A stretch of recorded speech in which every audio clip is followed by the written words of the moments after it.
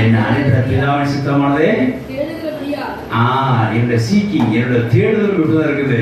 பிதாவின் சித்தம் நிறைவேறும் தான் என்னுடைய தேடுதலும் இருக்குது. என் தீர்ப்பு நீதியா இருக்கு. ஹalleluya. அப்ப பாருங்க, இயேசுவோட ஆக்டிவிட்டீஸ், இயேசுவோட சொல், இயேசுவோட டாக்டரின், இயேசுவோட உபதேசம், இயேசுவோட ஒப்பீனியன்,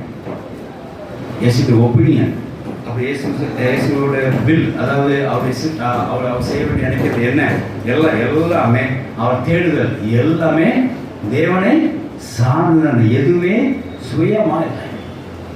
அப்ப இயேசு கிறிஸ்துவே இப்படி இருந்தாருன்னா அவர் சீஷராக நாம் எப்படி இருக்க வேண்டும்?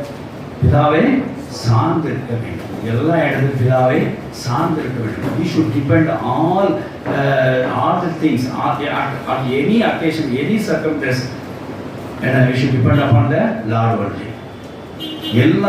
Any circumstance we should depend on the Lord.